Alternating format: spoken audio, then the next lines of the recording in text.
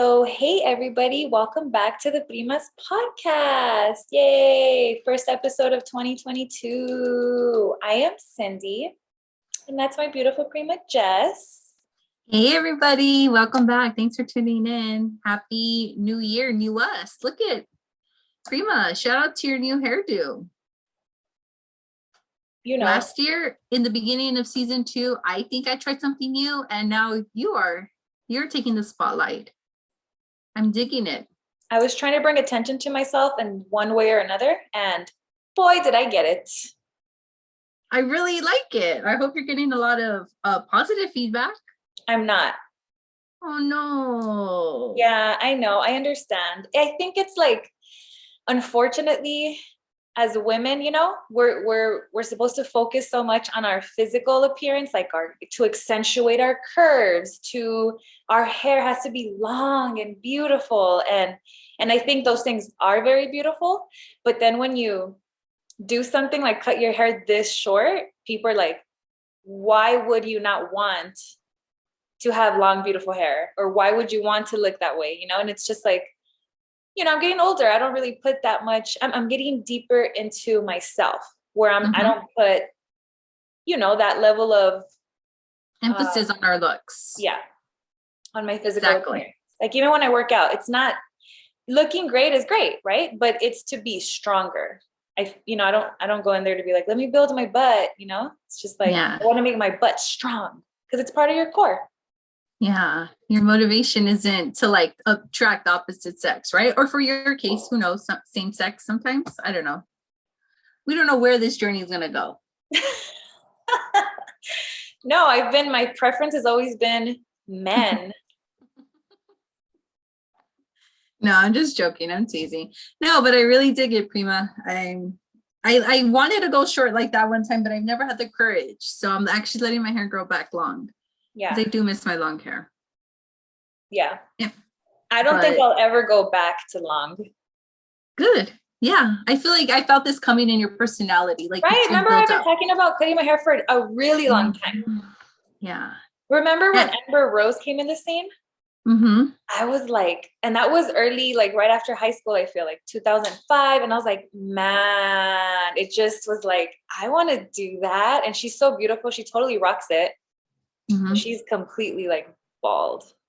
I know. And you have like the frame, like the face frame and the neck. Like I've always loved Amber. It's funny how you bring up Amber Rose. Like I've always loved her neck, and you have like a long neck. And I feel like I can't pull that off because it's like my double chins. And then it's like, okay, well, where does my face end and like my hair end? It's just too much on my end. So I think you can pull it off because you have like the whole frame.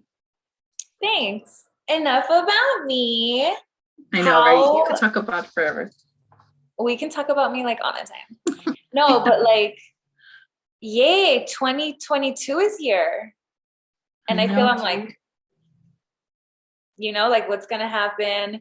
And I'm excited that we're back podcasting because, like we're thinking about it, even if we're not doing it.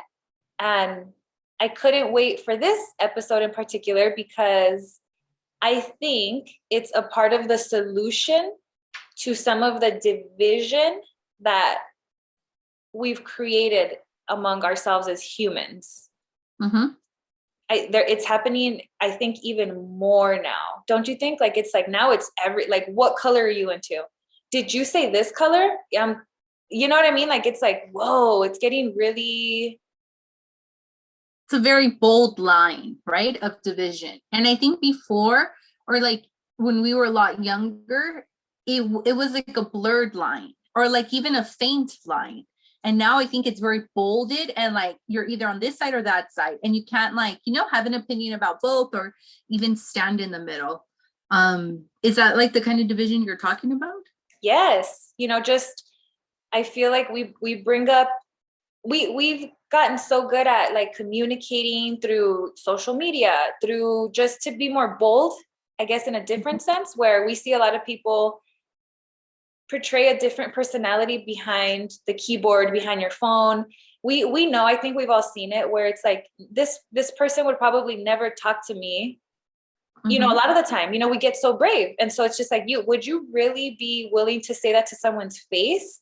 And once you start thinking about that, you understand like, no, we're not really that problematic as people, or at least when we're coming together. So regardless, it's creating that division, bringing up, I think COVID became like almost like the new religion, not COVID itself or flu viruses, but your stance on certain things is like, well, you're in this place then. You thinking that also means this other stuff that you're like, whoa, no, like I'm in the middle in a lot of these topics, or I get both points, but we have to meet in the middle in order to move forward as a human race.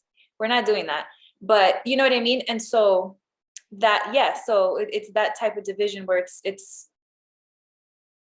this episode will hopefully is part of the solution, right? Is how to be a stand-up person, how to be respectful and courteous to others, regardless of where they're at, regardless of what they think, regardless of who they voted for, or, you know, like what political party, or all this stuff that we've started to, it just started to come up. I think it's like, and I think this is a great like opening topic for us, you know, like new year, new season. And right now, a lot of people are setting like resolutions, you know, and I just want to plant the seed and like question people's like, oh, well, if you're going to do a New Year's resolution, like what's the foundation? What's the basis of that, you know?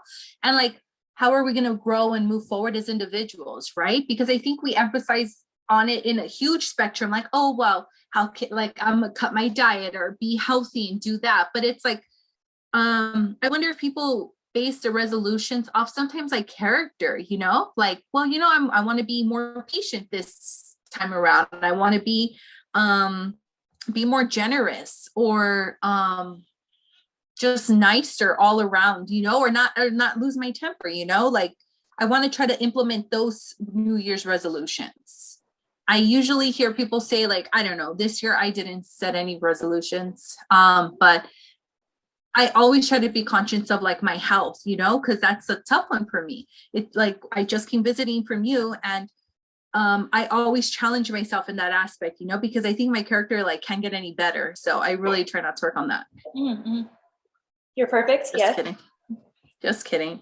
No, but I'm being serious. Like, yeah, I think this episode's we're gonna plant the seed in hopes to like, you know, question a lot of people's motives this season for like a New Year's resolution. And one thing that I'm starting to practice, and I told you when I was out here, and I don't know if you saw it, but with my daughter, I'm starting to, because you think, well, what are some small things you can do to be nice to others, especially someone like me who doesn't really, I'm not always out there. Yes. One question, Prima, before we start, you kind of said it really fast, but what's the topic or the point of this conversation again? Was what? To be a stand-up person? Is that what you're saying? Yeah, to be a stand-up person. So how would we identify or define what a stand-up person is? Okay, good. So a stand-up person to me, I think, is someone who's loyal. Like I feel like someone who carries himself with a lot of like dignity and respect. That's kind of weird because, you know, you can define what that means, but really it's the feeling of I'm confident and I respect myself, and therefore I show the same energy to the people around me. And then that creates a ripple effect. It creates a strong energy. So I like that. Some adjectives I came up with were friendly. Like what a stand-up person to me is like someone who's friendly and passionate. Those were like the two words I came up with. So right, the conversation about this is like talking about what a stand-up person to us means. Yeah. So I wasn't expecting you to say friendly and passionate. Sorry. No worries. But those are like the words that came up to me. Yeah.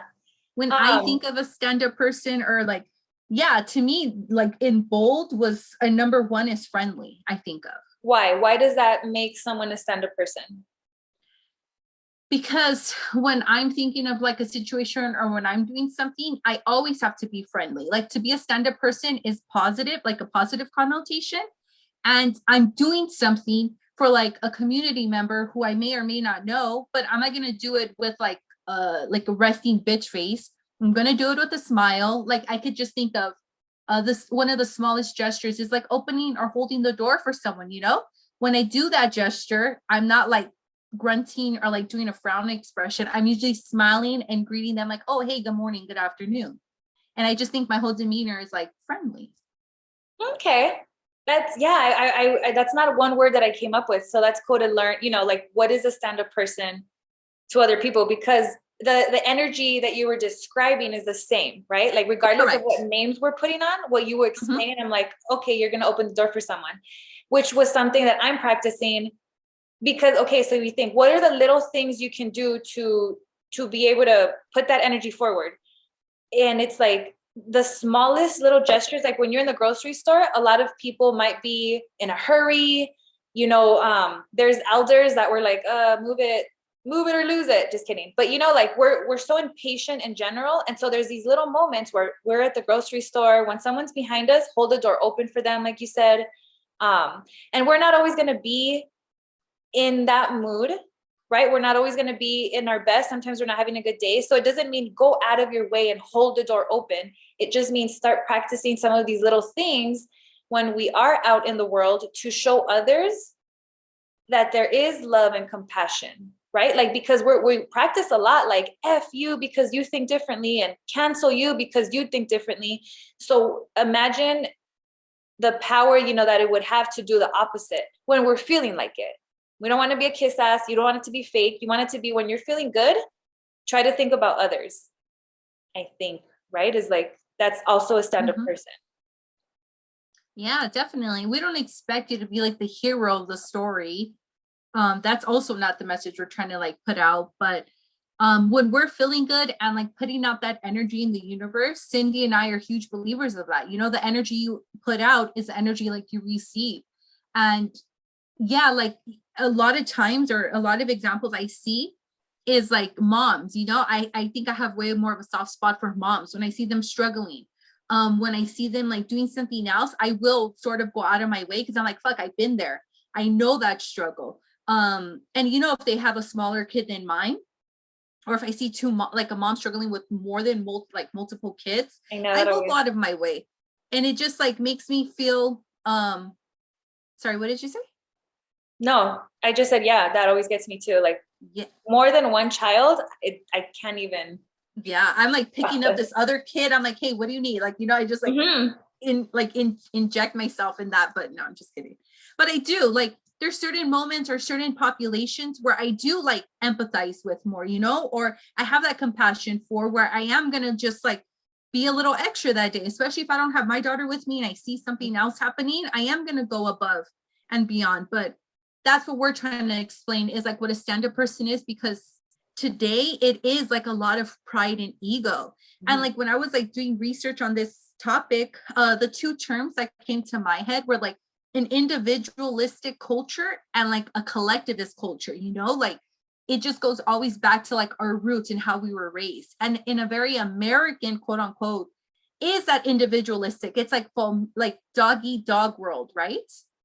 And we don't have that like sense of community that like the collectivism cultures our values of those like values within their own culture like hold up to a different standard. And I feel like we're always in a clash with that because it's just different to like pull them apart. Like, well, yeah, I'm doing my own thing and I don't need to hold the door for someone, but is that the energy I want to put out or model or example for our daughters?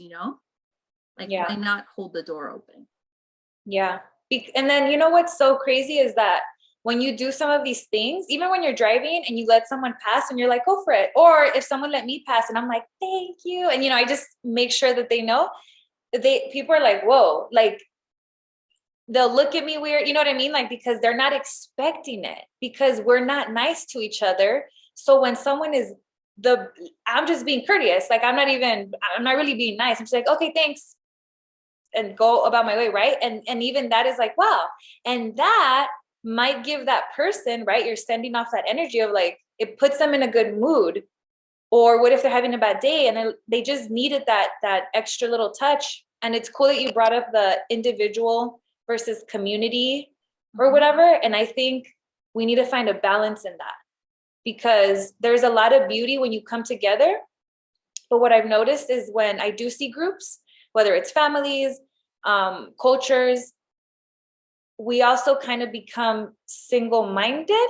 Like we'll tend to be like whatever the leaders say or whatever the people in the hierarchy that we've created in our families, whoever's the loudest, however that is, we separate ourselves from thinking for ourselves. So I think we need to create like a hybrid of that, where let me have my space, or let me support each other in people's individual dreams. And like, what do you want to do? You know, whether like in the family system, like, mom, what do you want to do? Oh, you want to take yoga classes? How can I support that? Daughter, what do you want to do? I have a small family. But you know, like it really is doing your part to support whatever your spouse wants to do, especially if it's related to, you know, positive growth, because it's going to come back to you. If you're allowing your spouse, your partner, your kids, whoever, your friends, right, to be themselves, and you give them that safe space, it's going to come back to you in a very great way, right? Like, you got to think about it like that. And it's karma, right? Whatever you put out, you get back. So when you're doing those things, don't expect a thank you. My daughter's always like, sometimes some people will say thank you, so she started to get used to it. And she'll just, one time someone didn't, she was like, they didn't say thank you. And like, she has a loud voice. And so they heard and they turned around. They're like, oh, thank you, you know, because it was a kid. But I had to explain to her, you know, like, well, you know, we're not doing this to get someone's reaction. You're doing this because you want to do it. And sometimes if you don't want to do it, don't do it. Don't force yourself. You know what I mean? Like, make it as authentic as possible. Because we're disconnecting from our authentic selves. I know. Yeah, it's that expectation, right? That we want someone to acknowledge it, but we have to make peace with like, okay, well, we shouldn't have that high expectation. Like, okay, well, someone is going to be courteous like we would, you know?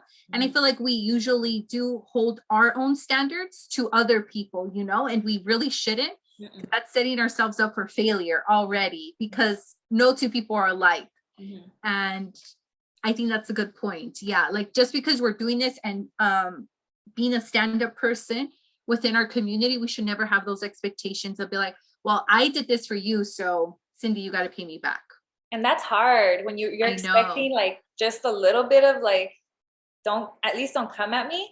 And I think in the type of work that we do, I don't know about you, but I face a lot of backlash, or I'll face a lot of like, no matter what level of greatness your customer service is, these populations are they're living on a very like high stress, effed up situation. So it's not always, they're not always having a great day. And I get that. And, but you still receive that end of it, right? And you're like, oh, like I'm human too, or I'm going through shit too. And, you know, then that happens. So it is hard. And that's why I'm saying, like, when you do hold the door open for someone, what if that someone's having a bad day? We've had those days where it's like, no one talked to me. It has nothing to do with no one, but you're like, oh, I got to go out into the world. No one talked to me. No one. And you don't, you know, you feel so weird. And someone's going to hold the door open. You're just like, thank you. And they probably didn't hear you. And they're like rude. And you're coming off as rude. So you can put yourself in that person's position and say like, well, they're not paying attention. Some people, you know, or like they're in their own world. So like you said, don't expect that, because we're way too unique. Most people will acknowledge you, but sometimes they won't. And we gotta, you know, just power through those moments, because that's our ego. Like, if you want to do something for someone, do it. Shouldn't matter what their reaction to it is, especially if it's good, like opening the door. Yeah. And it takes me back, like, having those expectations, man, Deepak Chopra, what was that book with 7 spiritual laws of success? Yes. All right. That kind of just like, I had to pull that out of like my long-term memory. That book, remember, it starts with the thought process. So even though like we don't react, but if like someone didn't respond like the way we want it, but then we're like in our head talking shit, that's also like negative karma that like we're putting out. So it's not only just like our body language or our reaction, it's our thought process that like we have to be mindful of, because that one gets me way more than my reactions right now. Yeah.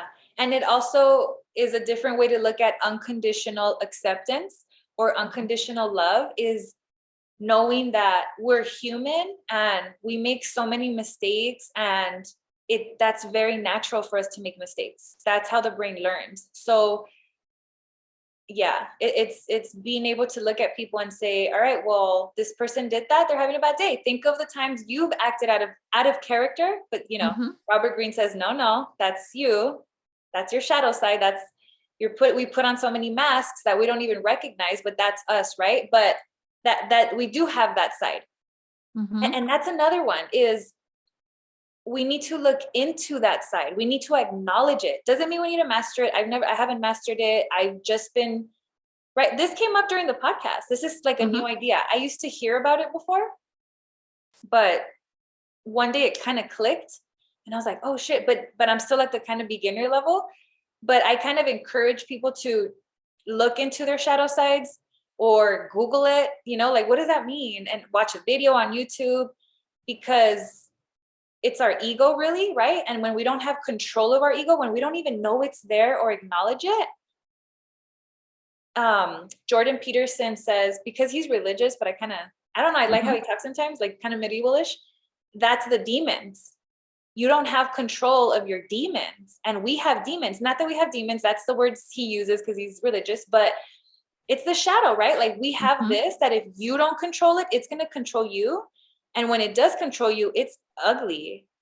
You're not a pretty person because you're under the influence of your shadow side that you don't know. You got to get to know your shadow and say, hey, what's up? Let's do this. I like that. And I use like the figure of speech I always use is like, in my head, I'm like, oh, some people are battling like their demons today, or like, I just tell myself that, like, well, I know I'm struggling with mine, and I can't be the only one in the world like trying to figure this out, so I just like kind of use like a blanket across the board where I just tell myself that phrase, like, like we're all battling our own demons within us. And I don't know where I heard that, but I did hear someone say it, and that always stood with me. But now that you talk about, or we're reading the Robert Greene book, the shadow side, it is the same idea, and I'm just like, oh, so people have their own terms for it. But I do like that, because a lot of us we don't like to show that person, or we're trying to like battle them and get to know us, but it is tough. And the more we talk about it, the more we work on ourselves, the more transparent we'll be, the easier it is for like not to take things so personal when people are not meeting our expectation on the other receiving end. And that takes so much work. That's why I say that I'm in the beginning process, because I still react. I still feel, my ego, and I'm like, whoa, but so it takes a lot of practice. Like I want to emphasize that, because I feel like sometimes, you hear someone talk about something and it sounds maybe like, oh, because I know what I'm talking about, or it sounds like I know what I'm talking about, I have it down. And it's like, absolutely not. I'm very much a student of life, and I'm always learning. And that's what it's about. Always be open to learning. There's this not cool, but like interesting thing that, kind of like you said, we have different figure of speeches, like battling your demons. That's a great figure of speech, right? Like philosophically speaking, I feel like a lot of people can connect to that idea when we're feeling depressed, angry, mad, all of the lower vibrating emotions. That's another terminology. Higher vibrating means that you're at peace, you're in acceptance with the world. Doesn't mean that crazy shit isn't going to happen. It means you're okay with crazy shit is going to happen.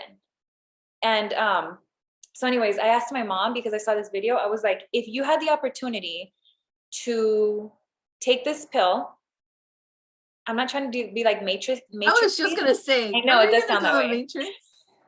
I've never seen the movie, but yeah. Oh, I know. I need to watch it. Okay. What? I don't know how I did this podcast with you this long without knowing that. Okay, so I'm like, whatever. You had the opportunity to see the world the way that you saw it before you became no longer a child, Mm-hmm. kind of like Peter Panish, like Mm-hmm. I'm like, would you do that for like a few hours? And then, but have your consciousness as well, like Mm-hmm. be able to morph into that, which is kind of what like hallucinogenics do, right? Mm-hmm. So I was like, would you? And she said, no. And it was just a crazy little conversation because I'm like, why not, mom? And she's like, oh my God, like it was really eye-opening for both of us, but mostly for her. That's her business. Cause I'm like, you don't want to make peace with things. You don't want to understand things so that you heal. Like, it's helped me to heal from our relationship. Like I told her, like she used to hit us, we didn't have a very healthy relationship growing up. And I was like, I looked into my childhood. I went in there, and it's very hard. It's very emotional, lonely. It's crazy, right? The healing process. And it doesn't mean that I've even completely healed from that, but so much looking inward has helped me with my relationship with my mom. So I told her, Mom, this would help you with your relationship with your mom, because they don't have it's not good. And I'm not saying like she probably won't be able to rebuild the relationship, but the understanding of it's not our parents' fault, right? Doesn't that kind of set your heart free, because you're so hurt that your parents did you dirty? They didn't really do you dirty. They were Mm-hmm. done dirty, and we just, right? We come from this cycle of abuse, of negativity, Mm-hmm. toxicity. It's generational, and it's like, look into that so you can set yourself free from that. You can forgive and accept, and it's all good, right? And she just was like, no, like I'm not ready. That's too much for me. And I just thought that was crazy. Would you? Good question. I also, like, when you first said that, my first immediate response was also no, because even though, like, so I would go back in time and like live my childhood, right? Like with the conscience, the knowledge I have now, right? Is my understanding? You would just be an observer, right? But you would be able to see, like, how Oh. did you feel when you were still a child, when you were still invincible, when you Mm-hmm. didn't know fear in that way yet? You look at the world differently when you don't know that there's Mm-hmm. the Pain. crazy part, you know? Yeah. Um, yeah, no. I think I yeah, I don't know if I would either. Because that's such a, like, I look back at tough moments in my life, and I kind of was okay with like being naive.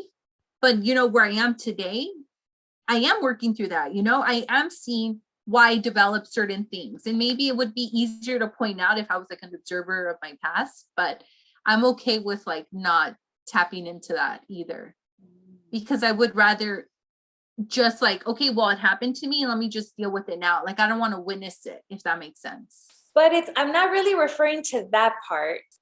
I'm referring more to the when I guess when we're super little, maybe 3 or 4. I don't Mm-hmm. know if it's, childhoods are very different for people, but when you are first born into this like human experience, there's no mental limitations, right? Mm-hmm. Like our daughters, like when they were little, they used to and we had to stop them from danger. We had to show them, Mm-hmm. right, like how to be safe or whatever. Mm-hmm. That part of like you knew no boundaries, you knew no fear. Mm-hmm. That part of like being able to look at the world through those eyes, so that maybe you can bring some of that back and look at the world, seeing that we're all one, we're all connected. Like I'm talking about that. Oh yeah, I see. Well, I guess it would be kind of interesting, I guess, but I was a little hesitant. Like, I wasn't like, yeah, right away, like how you were probably like downing that pill. No, But I've spent a lot of time there. oh. There was this one time where I used to teach in high school. um Mm-hmm.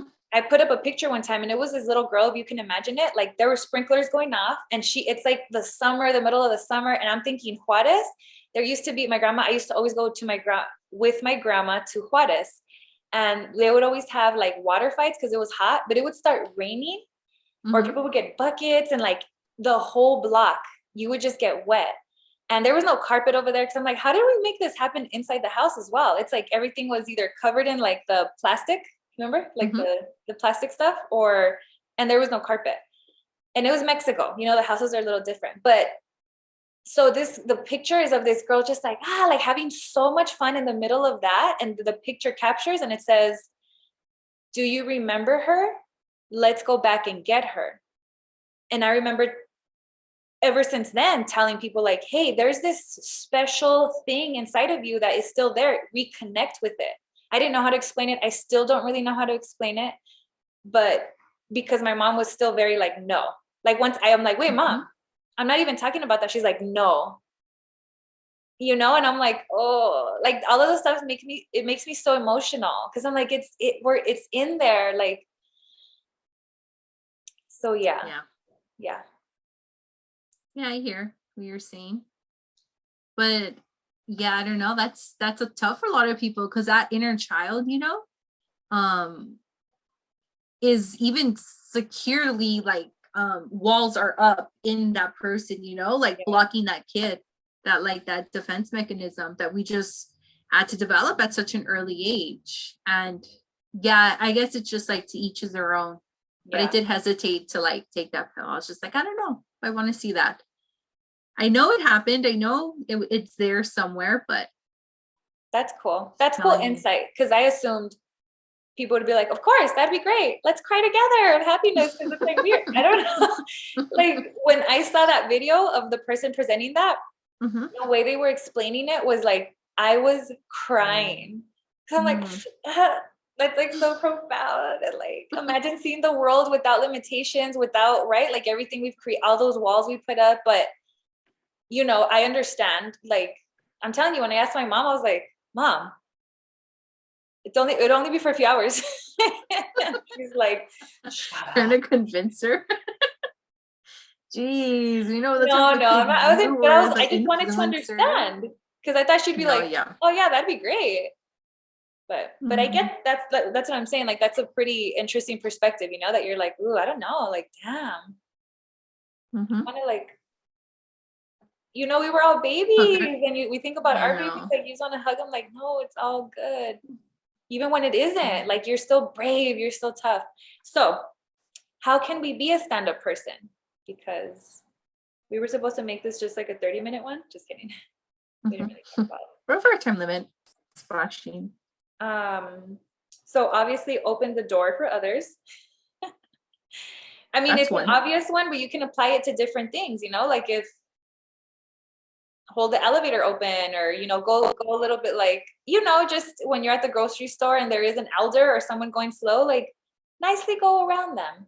Don't flip them off. I get flipped off a lot. And I never know what the fuck I'm doing. It'll mostly be when I'm driving and I'm like, did I just get flipped? Like, it's just so like, what, why, what did I, anyways. So yeah. I think another one is, so talking about this whole, like going back to childhood is really diving deep into self-knowledge because we're not doing that. Social media and technology, we've used it as a vice to create more distraction for ourselves. And we're addicted to entertainment of any kind. And I think it's important to just mention that if you don't feel happy sometimes, and you are not constantly, but like you are distracted by entertainment, social media, all that stuff, it's okay to take time out and put your electronics to the side because we're just disconnecting with ourselves. We're getting very far from our true selves. Not that we were ever there, right? But like now we're even further. I feel like I can't really have conversations with people sometimes. Do you feel that way? Sometimes. I see the disconnect. Yeah. Mostly when I'm talking to someone and they're on their phone, that really still bothers me. But who knows, with our daughters, it's gonna be maybe so normalized where, like, you know, they don't need that contact. They don't need that eye to eye contact or that like undivided attention. No. My child's gonna have some of that. She has to, because I think it's beautiful. Like we don't have to normalize it. We can step in and say, okay, you find a balance. By modeling it, find a balance between technology and being disconnected from yourself and then being able to reconnect with yourself. So we have that power, you know, we can, because if not, then we're going to be those parents that, like our parents, when we get into arguments and stuff, and it's just like, you created this monster. Mm-hmm. And do you want to feel that way? Like, I feel like that's going to be heartbreaking. And I don't even, no, we're good. I'm putting in like, put it in some work. Yeah. But yeah, it's important that, you know, like when parents are like, oh, he won't get off his phone. Like, you have to take that shit away. You got that power. Like, we are so impatient that it's easier for us to hand kids technology, and then they get addicted to it, and then we blame them. And it's like, no, you didn't model, you didn't, like, my daughter was tired, but she was just like, well, if I don't get this, I'm gonna cry. And I'm like, go ahead and cry, baby, just let it out, because it's life. You're not always gonna get, you know, like, or you know, she's trying to manipulate me, and I'm like, hey, you know what, it's okay, I understand that you're frustrated. So yes, and then to take responsibility for yourself. Mm-hmm. I think social media has made it so easy for you to be like, you know, like, you're not, catch me outside, like, you're not really going to see me outside, or, you know, like, we put on a different level of a mask when in our technology, not just social media, like also with work, right? Like, it's just like, just be human, just, you know, talk to me with respect, and take Mm-hmm. responsibility for yourself. Like, if you know you're being an asshole, like, that's going to come back to you. So no one can be like, what an asshole, he's going to get what he deserves. No, that's just what's going to happen. But you'll feel better if you're not. You'll feel better if you check yourself. And if you say, hey, my bad, like, I wasn't having a good day, or I need to work on that, because it's not going to be perfect. Practice mindfulness. So again, that's looking deep into yourself, disconnecting, and going into nature really helps me. And as much as you want to be on technology, because sometimes I'll post on Snapchat that I'm hiking, but you're in nature. You have to walk. You got to pay attention to your elements, right? It's going to kind of force you to be connected to yourself more than if you were just at home on your phone. Okay. Mm-hmm.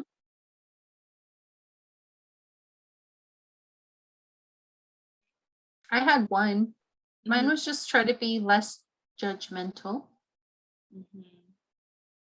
I hear a lot of people in their like vocabulary use the word should, like, well, you should do this, you should be that, you should this, and it's like, no one should be doing anything. I think that's a good term to try to remove from your vocabulary. You should. Like, Cindy, you should let your hair grow longer. Very judgmental-ish, right? Like, who am I or anyone? You could just Yeah. accept me. My cousin Mm-hmm. said she accepts me for even if I did cut my hair. And I was like, thank you. Shout out to Melly Mel. She's like, we're not going to ignore the fact that you're having a mental crisis, but I love you. So, wow. We're gonna have an intervention for Cindy next week. I'll send out an invite if whoever wants to attend. You know, when you watch that show Intervention, I feel like I'd never be mad. I understand I'm not, like, obviously dealing with what these people are dealing with, but if you guys ever did that for me, like, I'd be like, oh, I don't know, like, it'd be cool. Okay. One that we might not think about is, like, to be a loyal friend or a loyal anything, right? In your circle, Mm-hmm. like, I'm loyal to my daughter, right? Like, or I'm loyal to my mom. I'm loyal to you. And what does that mean? That means having someone's back and working on yourself to be brave enough to have someone's back. Because, Prima, when I tell you I will handle it, I mean Mm-hmm. it. It doesn't mean that I'm big and tough. It just means I have worked on myself. I continue to work on myself to be able to feel confident, Mm-hmm. because it's a big deal to say, I have your back. Like, I got your back. What's up? How Mm-hmm. many people in your life do you really know that it's for real? Mm-hmm. You know, they've shown you certain things that you're like, oh shit, this person really has my back. Shout out to my bestie Cindy, because when we were younger, I mean, I was just like, why is she so loyal, you know? And I was loyal back, but it was just an amazing feeling for someone to really just be right, like, to just be down and be like, what's up? Yes, I think that's it. Yay, good job, everybody. We're gonna do great. Yeah, this is gonna be a great season. I'm so glad we're back and we have a good season in store for you guys. So thanks for tuning in again. Yay. If you haven't received your gift card from us, you should be any day now. Just or Amazon. Psych, I would never use Amazon. I know. Except for our mics. That was it. Gift gifts. So I'm fake. I'm phony. That's not good. I need to check myself in 2022. Yeah, you guys, thank you so much for listening. If you're new, tune in and let us know what you think. If you're not, thank you so much for coming back and listening. We are so excited because we don't know what's going to happen with the future of the Primas podcast. So this season is down. I made Jessica sign in blood. But after that, we're not too sure yet. So it's going to be, just a unique season. I guess all of them have been, but this one's really like, ooh, what's going to happen? So yeah. All right. We love you. Bye. Bye.